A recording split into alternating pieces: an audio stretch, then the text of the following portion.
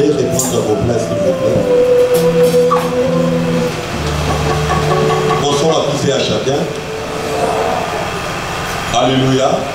Est-ce qu'il y a possibilité de nous saluer, saluer votre voisin, votre voisine, de devant, de côté, de derrière, pourquoi pas? Alléluia. Que Dieu soit glorifié. C'est pratiquement notre dernier jour. Évidemment, nous allons suivre vraiment culte. Et la personne qui va nous parler de la part de Dieu, c'est un frère parmi nous. Il est l'un de nos pères. Il dirige notre église, centre évangélique, parole de vérité. Au-delà de cela, il est mon père direct au niveau de la province de Kinshasa. En fait, tous les pasteurs de la vie de Kinshasa, cette assemblée de Dieu, sont sous sa responsabilité. Amen. Moi y compris. Donc c'est motif. Ça, c'est ce qu'on a dans le église. Alléluia.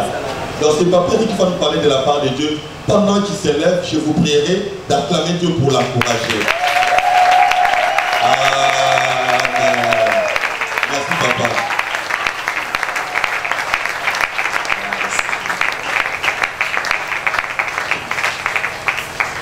Gloire au Seigneur, que son nom soit glorifié, que le nom du Seigneur Jésus soit glorifié.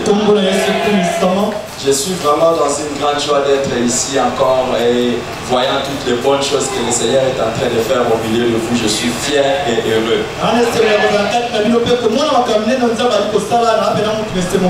Rassurez-vous aussi, il y a des pasteurs qui font la fierté des assemblées de Dieu, il y a votre pasteur, donc loin de les suspendre, au contraire, on doit l'encourager.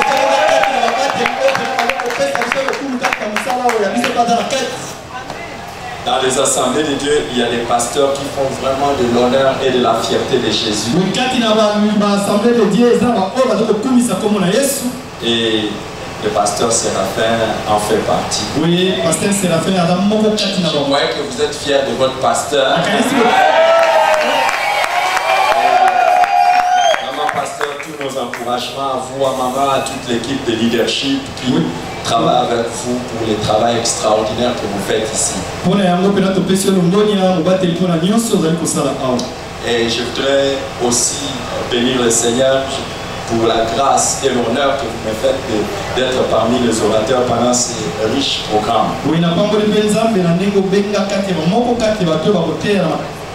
Et je vous apporte les salutations de mon épouse et de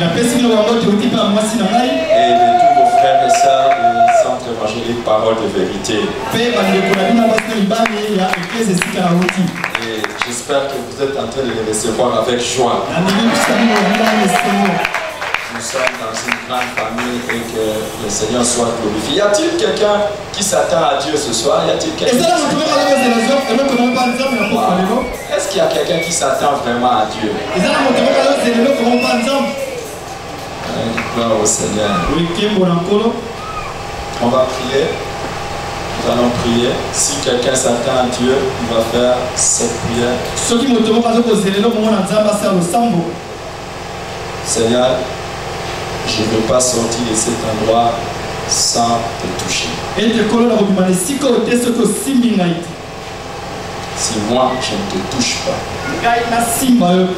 et que ma situation change. Père, par le nom de Jésus, nous venons et demandons que le Saint-Esprit soit à l'œuvre. Père, nous demandons que tu puisses opérer de grands miracles ce soir. Au nom de Jésus. Amen. Amen. Nous venons d'un Père, nous tous. Et je sais que quand nous sommes dans nos églises, nous aimons beaucoup la parole. C'est pour ça que je ne vais pas vous raconter des choses, mais je veux vous inviter à lire la parole. On va lire beaucoup les versets de la Bible. Et après avoir lu ces versets de la Bible,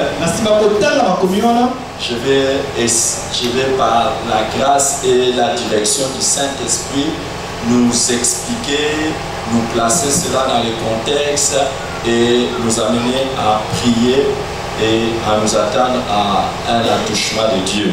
Nous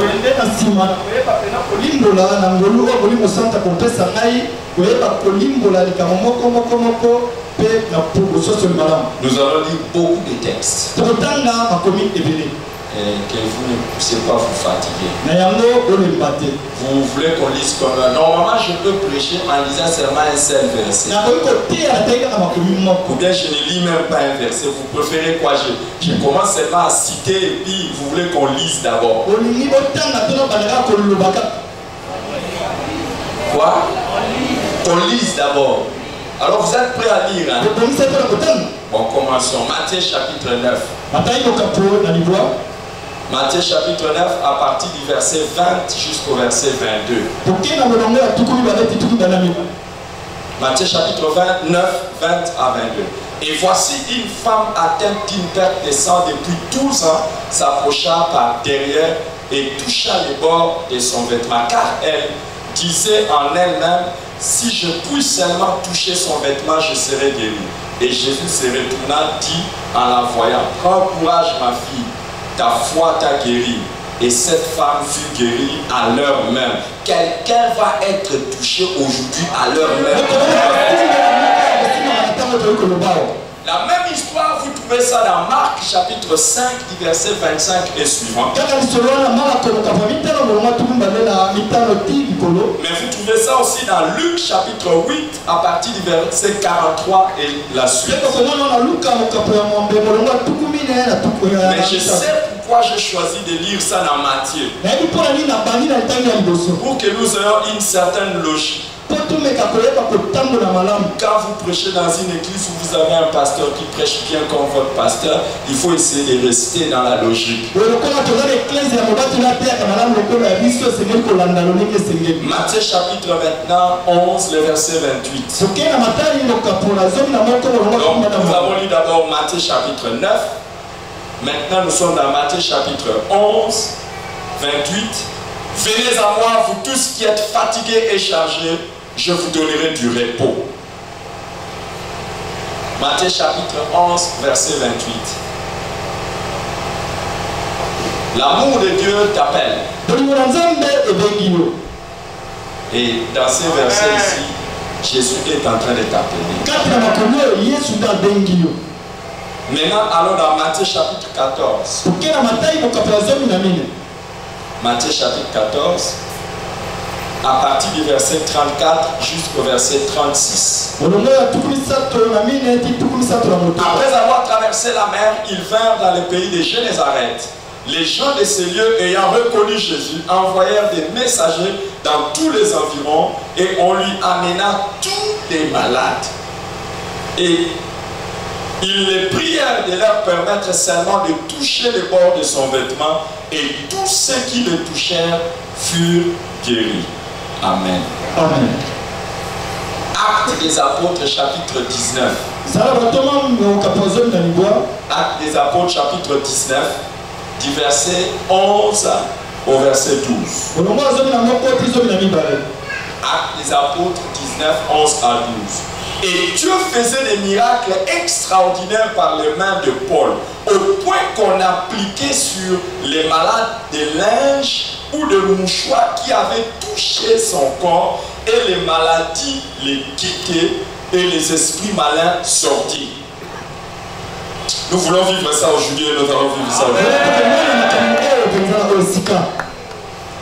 Hébreux chapitre 6. 11 à 12. Nous désirons, Hébreux chapitre 6, 11 à 12.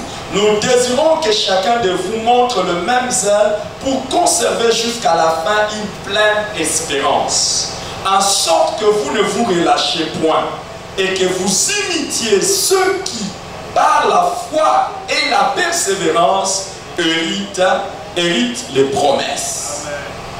Hébreux chapitre 13, verset 8. Vous êtes fatigués? On est en train de parcourir la Bible, non? C'est la parole, non? Hébreux chapitre 13, verset 8. Jésus-Christ est le même hier, aujourd'hui et éternellement. Alléluia. Ce qu'il a fait hier, il peut le faire aujourd'hui. Et ce qu'il fait aujourd'hui, il peut le faire encore après. J'ai l'habitude d'écouter des prédications des autres prédicateurs. Et ce matin, pendant que j'étais en train de... Je crois que ce matin, depuis le matin jusqu'à maintenant, j'ai écouté peut-être 4 prédications. Chacun a son job. Cristiano est un footballeur et il se réveille le matin, il va faire les entraînements et il se maintient. Moi je suis prédicateur. Quand je me réveille le matin, je dois faire ce qui est à moi aussi. Aujourd'hui j'ai suivi déjà, je pense, 4 prédications. Sans compter les livres que j'ai lus.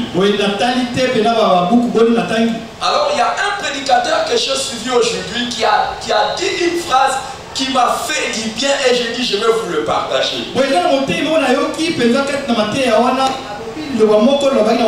Il a dit ceci. Il a dit quand tu entends un témoignage, c'est le signe que tu es le prochain à expérimenter la chose. Tu es la personne qui va expérimenter la chose. Quand tu entends déjà que Dieu a fait quelque chose pour quelqu'un, il est le même hier, aujourd'hui et éternellement. Il va le faire et il peut le faire pour toi. Wow. Je croyais que j'allais avoir la main de quelqu'un. Donc quand j'apprends moi, par exemple, quand j'apprends qu'il y a un prédicateur qui a commencé petit et qui est devenu grand, je dis waouh, voici mon chemin avec lequel je vais passer avec Dieu. Ne soyez pas jaloux de moi. Je crois qu'un jour je serai un grand prédicateur. Tu n'as pas dit un bon amen. Pourquoi tu es jaloux pour moi? Toi tu ne veux pas que moi j'aille loin. Donne un bon amen pour moi.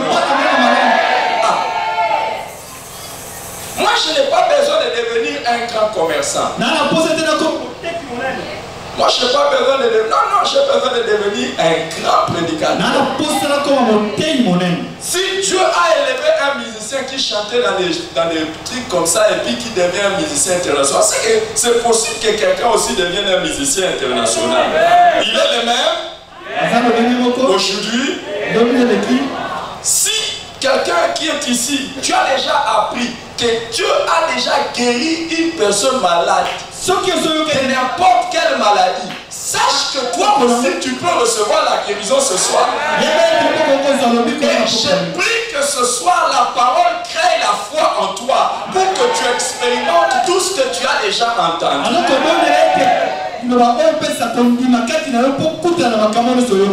Alléluia. Amen. L'apôtre Paul dit, j'ai cru, c'est pour ça que j'ai parlé. Tu ne peux pas croire et ne pas faire quelque chose. Est-ce qu'il y a quelqu'un qui croit que Jésus est le même hier, aujourd'hui et éternellement? Est-ce que quelqu'un croit ça que Jésus est le même hier, aujourd'hui et éternellement? Est-ce que tu crois ça? Montre-moi, quand tu acclames, tu fais bien. Mais en quoi ça me montre que tu crois que Jésus est le même hier, aujourd'hui et éternellement? Je dois respecter le protocole. Je te dis, si tu crois que Jésus est le même hier, aujourd'hui et éternellement, si tu crois ça, tu ne vas pas seulement acclamer. En fait, tu vas chercher à expérimenter et à vivre les mêmes choses que Jésus a fait hier. Tu vas chercher à les vivre aujourd'hui. Parce que tu crois que ce qu'il a fait hier, il est capable de le faire.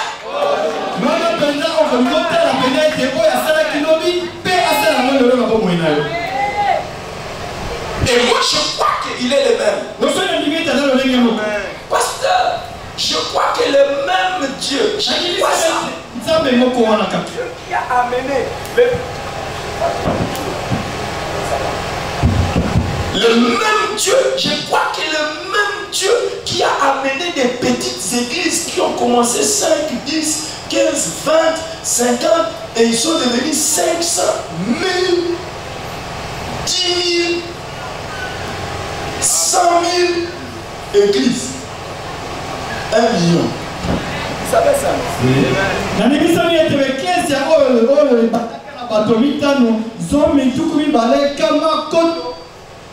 Je crois que le même Dieu est capable. C'est pour ça que moi aussi j'ai commencé une église petite. Je pars petit à petit et ça croit. Et je vois aussi notre église ici commencer à grandir. Je crois ça. Mais ça n'arrêtera pas ici.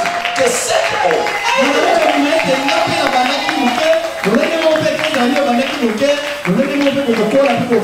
le problème avec Dieu n'a jamais été d'être grand. Avec Dieu, on ne commence jamais grand. Dieu dit ne méprisez pas les faibles de commencement. Je te vois petit, mais je te vois grand. Parce que le même qui a rendu les autres grands, je le vois aussi te rendre grand. Alléluia. Amen. Alléluia. Amen. Nous avons dans la Bible une merveilleuse histoire d'une femme. Elle avait un problème d'hémorragie, de perte de sang pendant 12 ans. Dans le passage que nous avons lu dans Matthieu chapitre 9, alors, quand vous lisez les parallèles dans Marc 5, comme je l'ai dit aussi dans Luc chapitre 8, on nous montre qu'elle a dépensé de tout son argent. Elle a dépensé de tout son argent auprès des médecins qui l'ont fait souffrir. Les amis, si vous avez la foi dans la médecine, vous allez beaucoup souffrir. Les médecins sont de bonnes personnes. Mais ils vont vous donner des comprimés qui vont vous donner des vertiges. Et il y a beaucoup de comprimés qui vont vous donner qui sont amers. Les médecins sont très gentils. Pour vous soigner, ils vont vous prescrire des piqûres. À un moment donné, ils vont vous prescrire de faire, de passer par des perfusions. Vous êtes là immobilisé pendant des heures et des heures. Et il y en a qui vont vous donner des piqûres par derrière, par ici, et à un moment donné, s'ils veulent vous soigner bien, ils vont vous demander de déchirer votre corps. Il faut avoir la foi dans les médecins. Ils peuvent vous déchirer même le corps, ils vous déchirent. Chouah, ils déchirent et puis vous restez même avec des cicatrices. Et il y a des fois, s'ils trouvent que le problème c'est dans votre tête, ils vont dire on va même casser la tête ou on va ouvrir la tête. Merci les médecins, vous êtes bien. Mais je préfère Jésus. Je préfère Jésus. Avec les Jésuline et le Vitachrist, il n'y a pas de problème. Cette femme a souffert pendant 12 ans. Et on dit elle passait des médecins en médecins. Les amis, il y a des choses que les gens du monde peuvent faire, mais il y a des choses que les gens du monde ne pourront jamais faire. Mais j'ai une bonne nouvelle. C'est que le monde ne peut pas faire, Jésus est capable de le faire.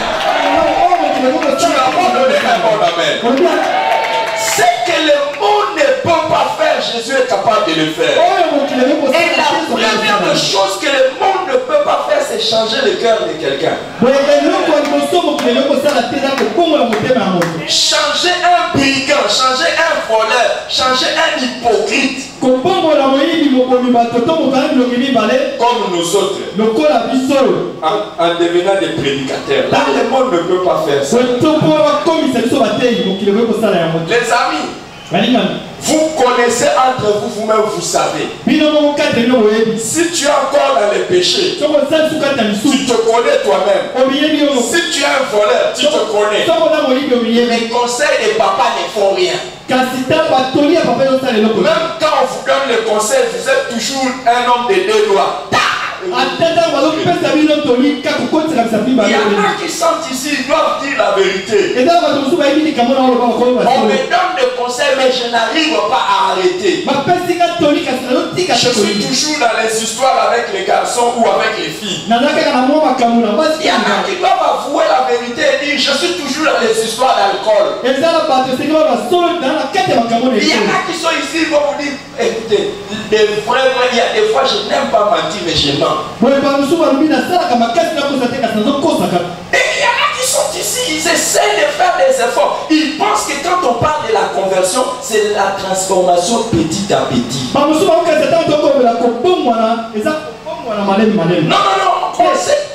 on ne devient pas enfant de Dieu petit à petit. En abandonnant un péché, après un autre péché, après un autre. La Bible a dit si quelqu'un est né de nouveau, il ne peut entrer dans le royaume de Dieu. Devenir enfant de Dieu, c'est comme on devient comme ça, là, enfant normal. C'est en un jour, en un clic, tac. On dit que c'est un événement dramatique et soudain. On devient enfant de Dieu de manière dramatique et soudain. C'est un changement radical et qui s'opère en un instant. Et ça s'opère par le miracle de la parole et de l'esprit. Quand tu acceptes la parole, l'esprit entre en toi, il change ton cœur. Les mêmes choses que tu aimais, tu commences maintenant à les détester. C'est ça la nouvelle naissance. La Bible appelle cela comme la circoncision du cœur. Donc vous voyez, quand on circoncis un garçon, son histoire donc change du coup. C'est comme ça quand quelqu'un naît de nouveau. Si tu n'es pas passé par ces changements, tu es encore dans la religion. Tu es encore en train d'essayer de vivre la vie de Dieu. Mais un enfant de Dieu va toujours vous donner le témoignage. J'ai écouté la parole. Un jour j'ai ouvert mon cœur. Jésus est entré et toute ma vie a été transformée. Il est en train de prier. Ça c'est le moment. Ça c'est pas le moment de la prière. Bouge aussi la vie là-bas. Voilà, ça c'est pas le moment de la prière. Viendra un moment de la prière. Je vais dire à tout le monde de faire quoi? Prier. Pardon, je sais que vous êtes spirituel, mais écoutez-moi d'abord et puis vous allez prier après. Est-ce que je parle mal? Est-ce que j'ai demandé quelque chose de mauvais?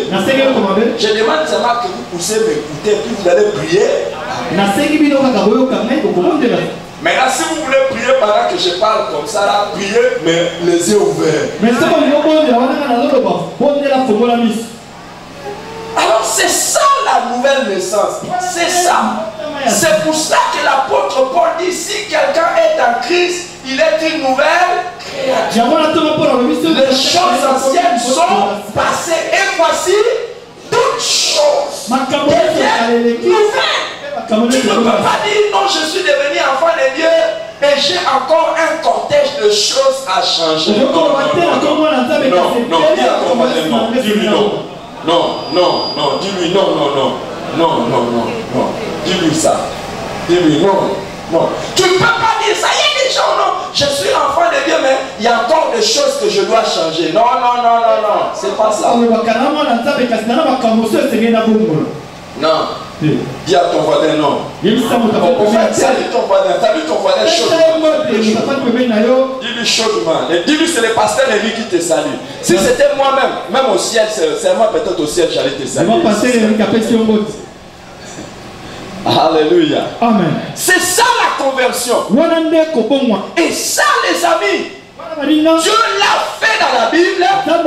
Il l'a fait dans notre époque. Et il peut le faire encore aujourd'hui.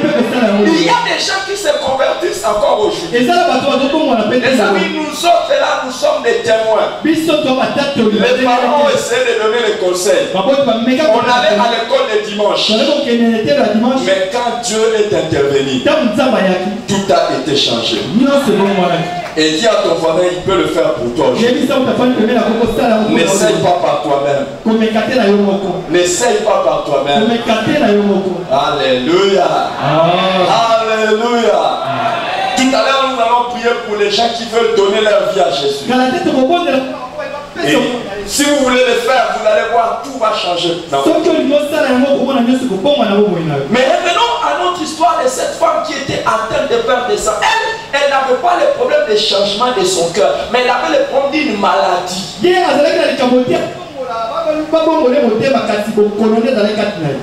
avait souffert de nombreuses années. Elle a entendu parler de Jésus. Et elle s'est dit en elle-même. Elle s'est dit en elle-même. Je vais aller vers cet homme. Si seulement je peux toucher les pas de sa robe, je serai guéri. Elle s'est dit en elle-même. Maintenant, je te pose la question. Toi, en venant ce soir, qu'est-ce que tu t'es dit en toi-même?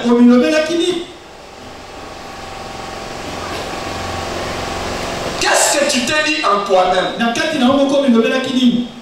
Les amis, plusieurs fois nous venons dans l'église. Et nous ne vivons rien. Et nous ne verrons rien. Parce que même quand on vient à l'église, on ne vient pas dans un objectif précis. On n'a rien qui nous préoccupe ou que nous cherchons véritablement. Elle s'est dit en elle-même que si seulement je peux toucher les pans de sa robe, je serai guéri. Elle venait avec une détermination que aujourd'hui, qu'est-ce que je vais chercher? Qu'est-ce que je vais chercher? Oh, parlez non? La guérison. Oui, mais comment je vais l'obtenir? Hein? En touchant les pans de sa robe, je serai guéri. Les amis, combien de personnes avaient les maladies? Beaucoup. Mais elle s'est dit, ce jour-là, si seulement je peux toucher, je serai guéri. Et la Bible dit, elle ne venait même pas par devant, mais elle venait par. Vous savez, généralement les gens qu'on pense qu'ils viennent pour quelque chose, généralement ce ne sont même pas les personnes qui viennent vraiment pour quelque chose. Regarde ton voisin, tu verras, il te donne peut-être l'impression d'être venu pour quelque chose aujourd'hui, mais peut-être de vrai, il n'est venu pour rien. Et vous allez voir que ces genres de personnes vont retourner tels qu'ils sont venus. Ce sont des impressionnistes. Ou des figurants. Et cette femme était en train de venir. Malheureusement, ce sont ces personnes-là qui lui faisaient obstacle. On dit une foule s'est pressée autour de Jésus. À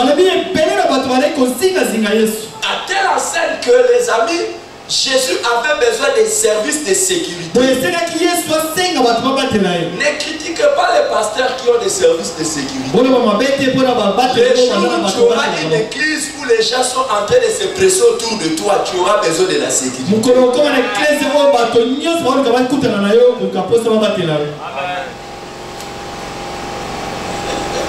Il y a des choses qu'on critique parce qu'on n'a pas encore vécu ça.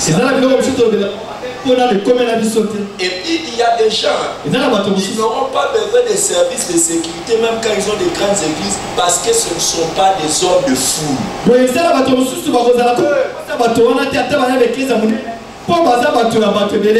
Pourquoi? Ce sont des gens, pour les approcher, il faut des protocoles.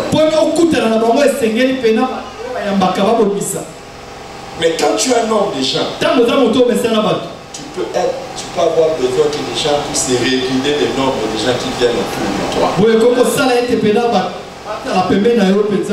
Cette femme s'est faufilée et il allait vers le pasteur Jésus. Et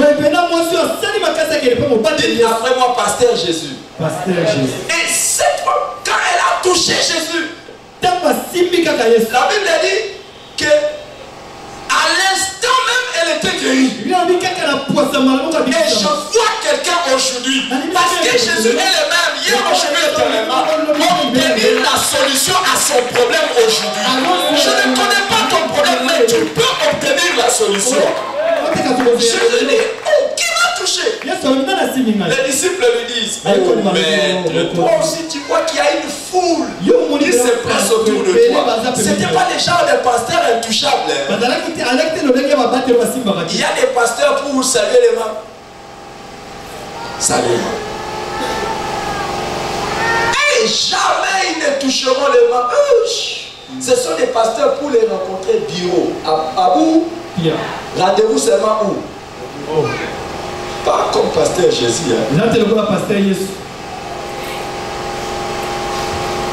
Il pouvait interagir avec les gens. Jésus dit, oh, il y a une foule. Les disciples disent, il y a une foule. Il dit, non. Dans la foule, là, il y a quelqu'un. Et dans cette foule, aujourd'hui, il y a quelqu'un. Je suis venu pas peut-être pour la foule, mais je suis venu peut-être pour une personne. Et ne regardez pas ce qui se fait autour de la foule. Il y a des foules qui viennent seulement. J'ai découvert un ministère aujourd'hui ici terrible.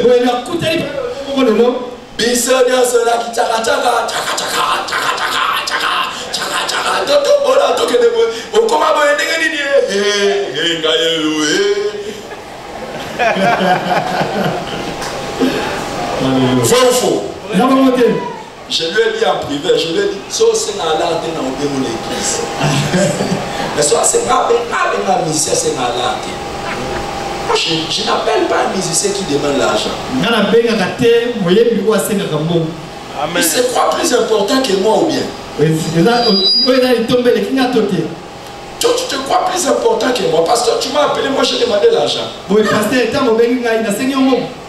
Alors pourquoi moi je vais inviter un musicien qui va demander l'argent? Je n'appelle pas. C'est pour ça que dans mon église, vous n'allez pas voir beaucoup de gens qui viennent pour chanter là-bas. Si tu demandes l'argent, fais seulement un chant. Dès que ça sort, on va chanter ça chez nous. Insiste, papa. On va chanter ça. Et il y aura l'onction.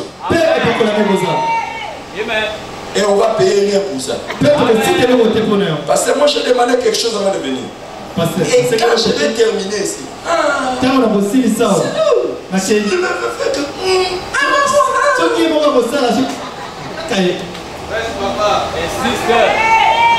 Tu demandes l'argent, je ne t'invite pas. Et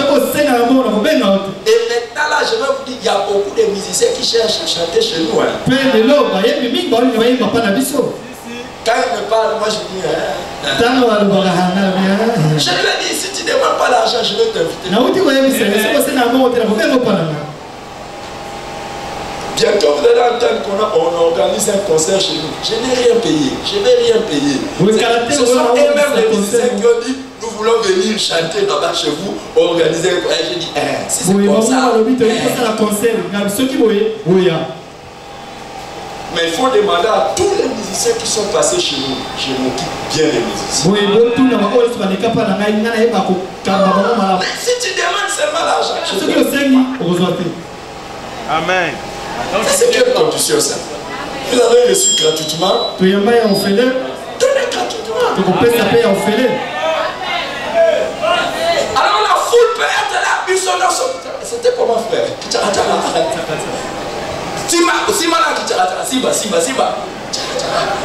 C'est un bon frère. C'est un bon frère. Il est formidable. Amen. Tu pousses point. Nous tous on a fait ça comme ça. Il y en a qui vont rentrer chez eux avec les sikamas. Ils vont rentrer chez eux avec les mbassous. Il y en a qui vont rentrer avec chez eux avec des appendicites. Il y en a qui vont rentrer chez eux avec des gastrites. Il y en a qui vont rentrer chez eux avec des cancers. Il y en a qui vont rentrer chez eux avec les sida. Il y en a qui vont rentrer avec les mêmes problèmes. Il y en a qui vont rentrer chez eux avec les mêmes démons. Mais pourtant, quand on avait dit mais il y a une personne qui est venue ici et qui s'est dit aujourd'hui je vais rencontrer Jésus. Et il va rencontrer Jésus. Et il va sortir pas comme il était venu. Jésus a dit une force est sortie de moi. Et j'ai reconnu. Et je vois une personne qui va être là ce soir qui va dire je vais toucher mon Dieu, qu'une force sorte de mon Dieu et que ça me guérisse et que ça change ma situation. Dieu est capable de te donner du travail cette nuit. Un jour pendant que j'étais en train de prêcher, c'était un dimanche. Le Seigneur m'a dit à cette heure ici, je suis en train de donner du travail aux gens. Un dimanche, il y a un garçon, un adolescent. Il est venu devant. Il est venu, il a pris cette parole pour ses sœurs à la maison. Et il est allé, il a dit, pasteur, prie pour moi. Moi, je dis, oh, un adolescent qui cherche du travail. Mais c'était sa foi pour ses sœurs. Il rentre comme ça à la maison. On l'appelle, ses sœurs lui disent qu'elle venait d'être appelée dans une société biblique. Une société publique où on ne travaille pas les week-ends. Mais les responsables de cette société les ont appelés les dimanches pour leur dire qu'elles sont engagées et que le lendemain qu'elles aillent. Vous savez, quand tu as la foi, tu peux vivre des choses que les autres n'ont pas encore vécues. J'ai dit ce soir, quelqu'un peut trouver du travail après un long moment de chômage.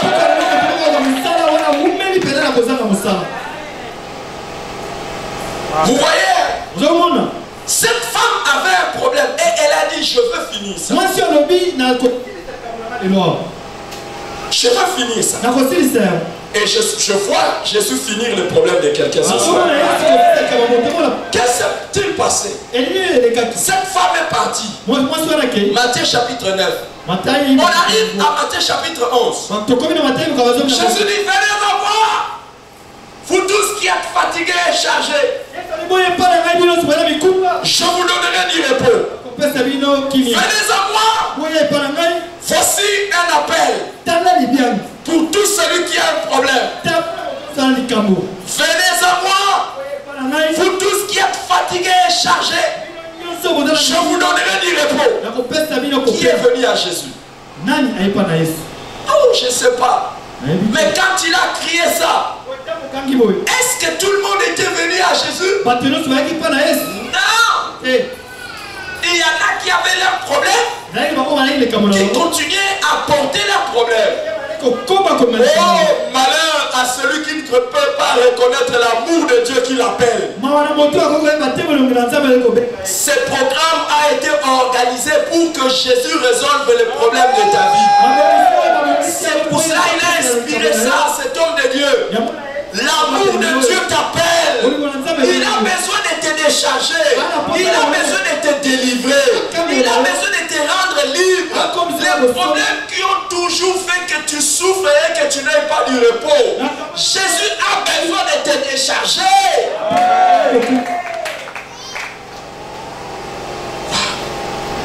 La manière dont vous répondez, j'ai l'impression que vous n'avez pas de problème dans votre vie. Moi, par exemple, j'ai un grand problème. Vous savez mon problème? Et ce soir, je vais prier Jésus. Mon problème à moi, c'est pas moi, je ne suis pas malade. Par la grâce de Dieu, je ne tombe même pas malade. J'ai compris dans la Bible qu'est-ce qu'il faut faire pour ne pas tomber malade et je ne tombe pas malade. Alléluia. Moi, mon problème, c'est pas ça. Moi, mon problème, et ce soir, je vais profiter sur la grâce qu'il y a ici. Je vais prier. Mon problème à moi, c'est que Jésus-Christ me décharge d'un poids.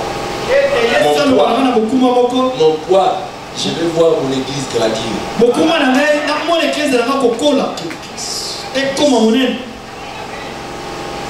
Amen. Tu n'as pas dit amen. Tu es jaloux pour moi. Même si tu es jaloux, il y a des gens pour qui il ne faut pas être jaloux, tu risques de mourir. Parce que ta jalousie ne va pas les arrêter. Je suis sûr que les gens qui se moquaient de cette femme, parce qu'elle était malade pendant 12 ans, étaient surpris de la voir rentrer chez elle complètement guérie. Et les gens qui te connaissaient dans les problèmes, les médecins que tu commençais même à enrichir par les nombreuses consultations, ils ne te verront plus jamais. Je disais qu'ils ne te verront plus jamais. Parce que Jésus va résoudre ton problème. Les gens chez qui tu allais toujours pour demander l'argent des Minerva des enfants, ils ne te verront plus jamais. Parce que le Seigneur, oh my God. La manière dont vous réagissez, c'est comme si vous ici, vous n'avez pas de problème. Mais vous mentez, vous avez des problèmes. Mais ça dépend maintenant de vous-même. Ça dépend de vous-même. Il dit, venez à moi, vous tous qui êtes fatigués. Mais on nous montre maintenant une histoire.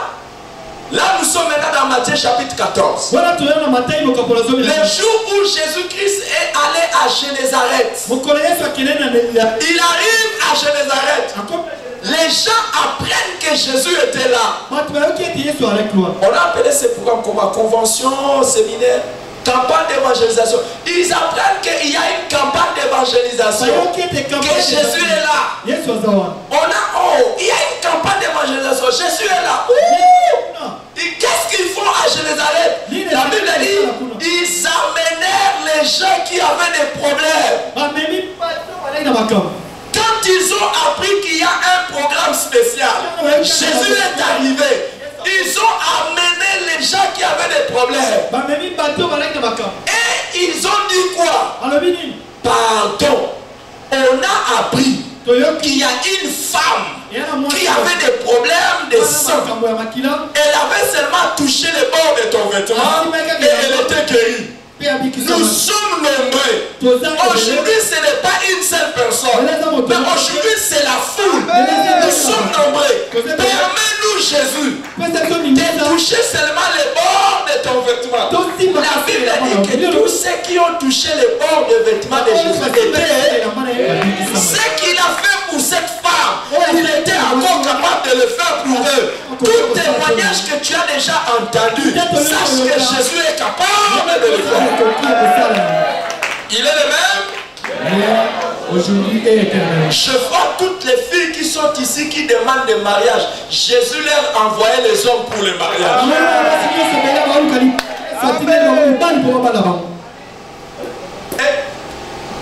Tu n'as pas donné un bon amen.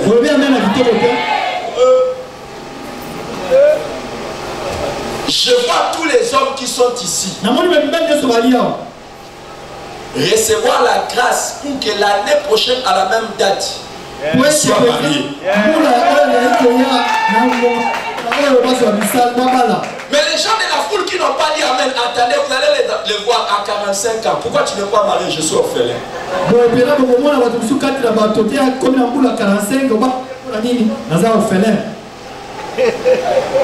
Je n'ai personne pour me soutenir. Est-ce que vous savez que le mariage est spirituel? Je vais vous dire, le mariage est spirituel. Le premier mariage était organisé par Dieu. Adam était là. Il n'avait pas même pas pensé à ça. Dieu a pensé à. Les véritables mariages sont des mariages dans lesquels c'est Dieu qui pousse l'homme et la femme à des rencontres spéciales. C'est comme ça qu'Abraham avait compris ça. Il a dit, je suis porteur d'une grande promesse qui est stratégique. Ça ne peut pas passer par n'importe qui. Attendez. Il faut quelqu'un de correct pour mon fils. Et il a envoyé son serviteur. Et le serviteur a a prié. Il a dit, Seigneur, que la personne que tu as choisie pour. Et je vais vous dire, beaucoup de parents ne savent pas que votre prière choisit la femme de la vie de votre enfant. Nous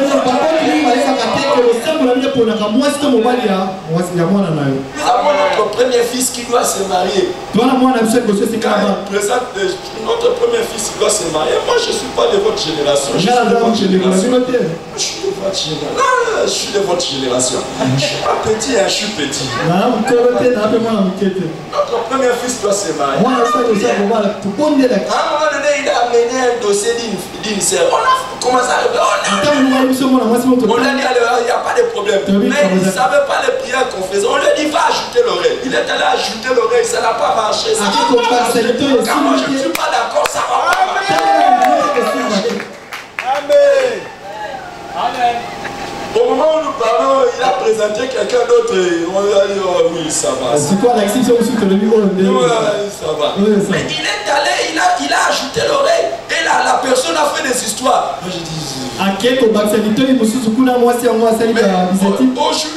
aujourd'hui, il m'a dit, non papa, ça commence à changer. Quand je dis oui, oui. Le mariage est spirituel. Et si tu ne te maries pas dans les conditions bien spirituellement, tu vas souffrir, il y aura des choses. Tu vas, il faut demander à ceux qui sont mariés qui ont échoué. C'est plus que le combat de catch. C'est plus que le combat de boxe. Si vous êtes marié et que vous êtes tombé mal, c'est bizarre. Mais je prie pour qu'au nom de Jésus, ceux qui reçoivent cette parole d'aujourd'hui, ceux qui sont là et qui croient ça, que l'Éternel attire l'homme ou la femme de ta vie avant de pécher. À la même date. Amen. Oui. Tu vas te marier. Tu vas voir, il y a des garçons qui veulent se marier à 30 ans. Quand tu te maries à 30 ans, ça veut dire qu'à 50 ans, ton premier fils a combien d'années? 19 ans. 20 ans. 19 ans. 19 ans. Ça, tu te maries à 30 ans. Moi, je n'ai pas encore 50 ans. Moi, je n'ai pas encore 50 ans, mais notre fils cadet a déjà 18 ans. Wow. Et aujourd'hui, j'ai laissé ma femme seule à la maison. Amen. Ça me laisser seule. Ouais. À mon âge ici, rester seul avec sa femme. Vous imaginez, non? Ah, vous n'imaginez pas. Ou bien vous, c'est le mariage des missionnaires. Papa. Et puis quand quelqu'un veut, on prophétise comme ça, là, vous allez voir un garçon de 25 ans qui ne dit pas Amen. On dit l'année prochaine à la même date, il se regarde à travers. Tu vas grandir quand? Tu vas grandir quand? Tu vas grandir quand? Donc je sais que tu n'aimes pas ce que je dis. Parce que jusqu'à 29 ans, tu manges encore la nourriture que papa et maman te donnent. Tu es à l'aise. Quand tu te réveilles même le matin, tu poses la question. Quel choc! Quel choc! Quel choc! Quel choc! Quel choc! À ton âge, normalement, tu aurais déjà fini l'université. Normalement, quand un garçon est normal, il finit l'université à quel âge? 22 ans. Entre nous, quand un garçon est normal, il finit l'université à quel âge? 23. Et toi, à ton âge, là, tu es encore à la maison. Et quand on va parler comme ça, tu es seulement de la...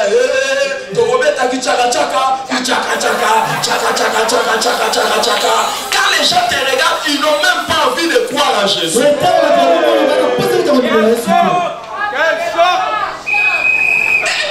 Tu ne donnes pas l'inspiration aux gens que Jésus agit. Quand on te regarde, on te demande, oh, comment tu vas te marier ou non? Moi, tu vois pas les choses, comment ça se passe au pays. Parce que nous, on vit selon l'économie du pays. Est-ce que nous, on vit selon l'économie du pays?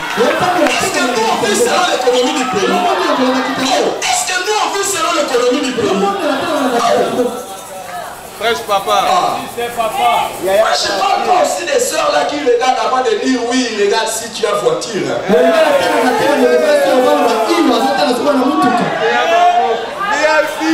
Quand vous voyez une soeur avant de dire oui, qui regarde voiture, qui regarde téléphone, tout ça, il ne faut pas l'épouser. Cherchez une soeur avec, vous savez, quand Rebecca est venue chez Isaac, ils n'ont pas commencé la vie avec les histoires de papa. La richesse d'Isaac, c'est la richesse qu'il a eue avec sa femme. Quand tu regardes, il vient de quelle famille? Tu vas aller voir quelqu'un qui vient de telle autre famille, mais c'est un paresseux. Il y a des gens qui viennent de familles riches, mais ce sont des paresseurs. Et ils prient pour la mort de leurs parents pour éviter les choses. C'est quoi ça, cette affaire? Et vous allez voir quelqu'un, vous savez les amis, vous allez voir quelqu'un qui toujours rêve quand est-ce qu'on va vendre la parcelle de la famille pour que chacun prenne sa part. Ça, ce sont les histoires de parents. Et toi-même, tu vas bâtir quand? Ah, je parle pas là. Vous êtes devenu trop calme. De toutes les façons, vous avez un bon papa et un bon prédicateur. Dites-moi seulement arrête et pas. Je vais partir. Mais ne faites jamais quelque chose à quelqu'un. Vous savez, il y a des gens, quand vous recevez un visiteur, vous commencez à dire ah là là, on dit ça à un visiteur qui n'a pas une maison. Mais quand quelqu'un a sa maison, il ne faut pas lui dire oh là là. Il est venu seulement vous voir et puis. Et puis la manière où vous réagissez, c'est comme ça qu'il n'a pas. Presque papa. Alléluia. Oh, que Dieu accorde la grâce à tous ceux qui sont ici à l'âge de mariage. Pour que l'année prochaine, à la même date, qu'ils soient mariés au nom de Jésus. Alléluia. Il faut que quand tu le termines, la Bible dit, jouis-toi de la femme. Jouis-toi de la femme. C'est la jeunesse. Il faut aller épouser l'enfant d'autrui pendant que tu es déjà amorti. Déjà seulement à la lune de miel, tu commences comme ça là. On est seulement comme ça là. Pourquoi? Tu es allé déjà épouser quelqu'un, tu étais déjà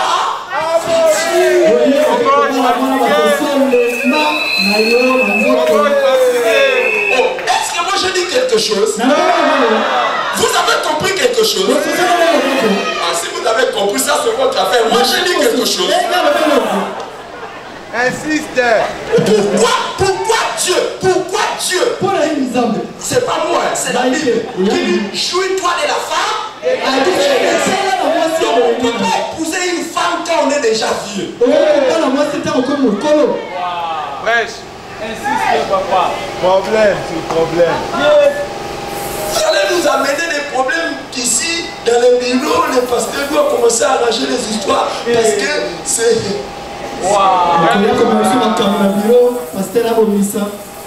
Dis à ton voisin, il va partir. Supportons-le, il va partir.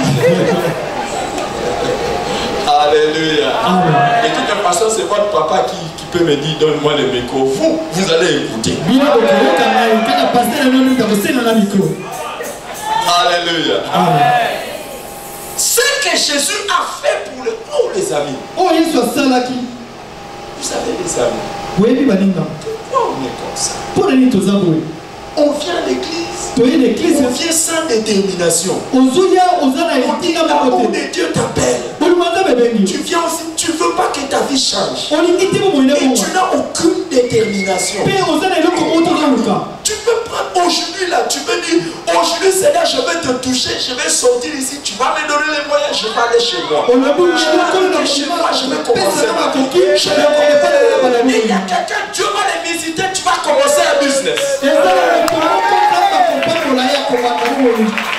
pas donné un meilleur. Il l'a fait, il le fera. Plusieurs années après, les gens ont appris que Paul était à Tyrannus.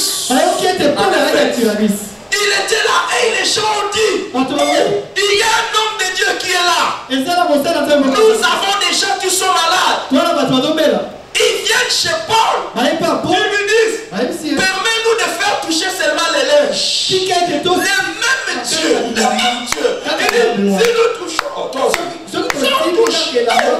si je touche comme ça, et que j'avais quelqu'un qui était malade, je touche, la personne sera guérie. Le même Dieu n'a pas changé.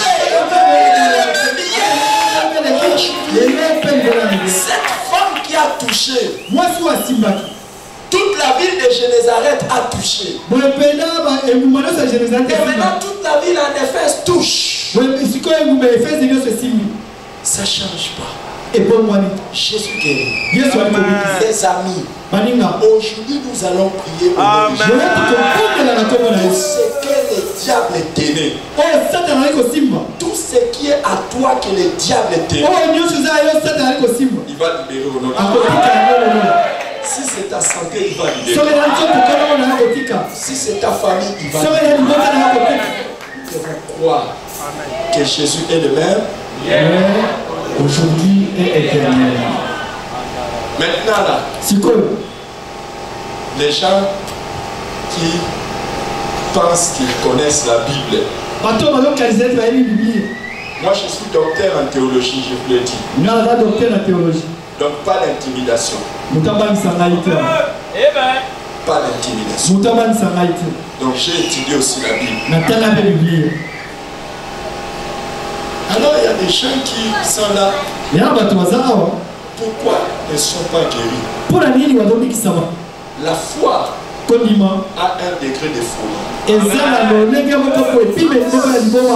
femme a dit, si je peux,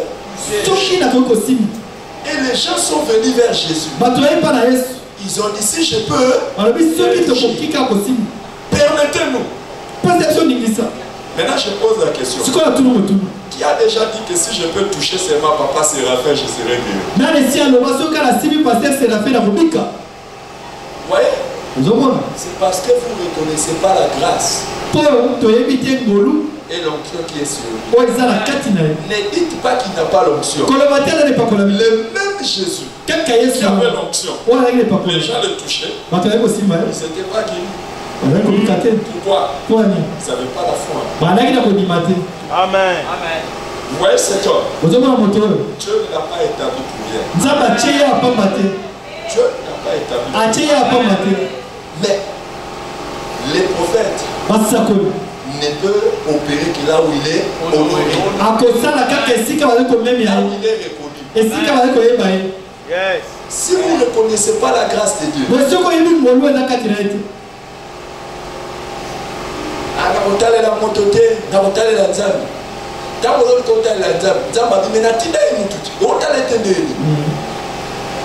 Amen. Est-ce que quand les gens sont venus toucher les linges chez Paul, ils ont regardé à Paul? Ce soir, nous voulons prier. Y a-t-il quelqu'un qui a la foi? Votre pasteur et moi, nous allons prier. Nous poserons le main aux gens. Si quelqu'un veut. C'est pas tout le monde, mais si quelqu'un veut et si quelqu'un quelque chose se passera pour lui. Tout va changer. Ouvrez les oreilles et regardez-moi bien. Quand cette femme a été guérie, il n'y a pas eu, elle n'est pas tombée. Est-ce qu'elle est tombée? Est-ce que la femme est tombée? Non. Elle a seulement senti tchouin. Elle a senti tchouin. Oh. C'est quoi? Mais en attendant, les linges qui étaient mouillés étaient toujours là. Mais elle a senti que quelque chose s'est passé. Quelque chose se passera pour toi. Il n'y a aucune personne qui croit en notre Jésus qui sortira de cet endroit avec la maladie. On dit que tous étaient guéris. Quand votre pasteur m'a appelé, j'ai demandé si je vais venir trouver le paralytique ici. Non, je lui ai demandé. Mais pourquoi on ne les a pas amenés? Pourquoi on n'a pas amené les aveugles? Est-ce qu'on croit que Jésus est ici? Et pourtant il est là. Et le Jésus que nous prêchons est le même hier, aujourd'hui, éternellement. Il a guéri les gens de cancer. Il a guéri. Moi j'ai vu un frère à l'église. Il avait déjà un cancer au niveau de la main. Oui, on voulait aller intervenir. Et on commençait déjà à envisager la possibilité de couper sa main. Il va se marier bientôt. Il y a une femme qui était aussi d'ailleurs infirmière. On a diagnostiqué qu'elle avait déjà un cancer au niveau de sa corps. On devait déjà chercher les moyens d'être. Vous voyez quand on dit cancer au niveau de la gorge. Bizarre, infirmière. Donc elle connaît elle-même. Elle venait me voir et on a prié. Il y a des gens, vous ne pouvez pas leur dire que le pasteur Mavinga n'est pas un serviteur de Dieu. On a prié le Seigneur. Je me rappelle, elle m'a dit, c'est pas.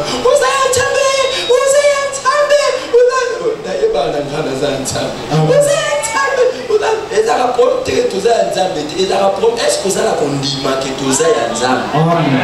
bien que tu mets la foi, parce qu'il n'y aura rien qui va s'opérer. Les gens se bousculent autour de Jésus. Ils n'avaient pas la foi, ils n'avaient pas la détermination. Ils venaient à Jésus pour rien. Et vous savez, quand Jésus est arrivé à la piscine de Bethesda, on dit qu'il y avait beaucoup de malades qui étaient couchés. Il n'a pas dit tous les malades. Pourquoi? Il a donné un de ses secrets, un des grands secrets de Jésus. Il a dit, j'ai fait ce que je vois mon Père faire. Alors écoutez les amis, même Jésus ne guérissait pas tout le monde. Il regardait chez qui il voit la foi. Il regardait chez qui Dieu déjà opère.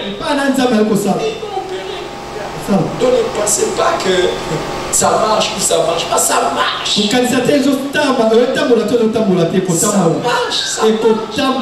Le frère qui est en train de me filmer, il va vous dire, il y a quelqu'un qui est venu récemment à l'église, il avait un problème de pied, ça ne marchait pas.